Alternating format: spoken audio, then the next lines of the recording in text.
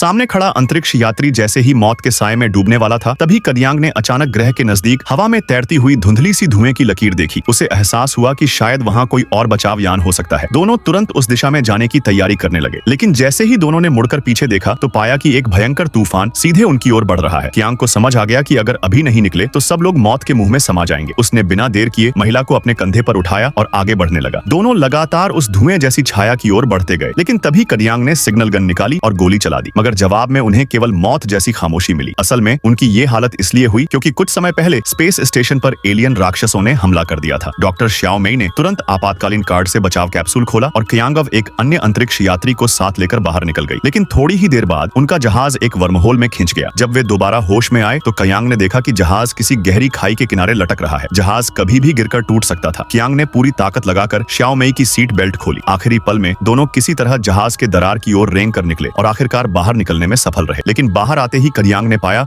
कि उनका तीसरा साथी पता नहीं कब जहाज से बाहर फेंका जा चुका था। उसकी मौत देखकर कदियांग तुरंत उसकी लाश से उपकरण उतारने लगा। श्याओ मेई ने यह देखकर उसका मजाक उड़ाया, लेकिन कदियांग ने जवाब दिया, अगर वो मेरा साथी भी होता तो भी मैं यही करता, क्योंकि जिंदा रहने के लिए संसाधन ही सबसे बड़ी पूंजी है। श्याओ मेई कुछ कह पाती उससे पहले ही कदियांग ने पास रखी हुई राइफल उठा ली। पार्ट 2 के लिए सब्सक्राइब करें।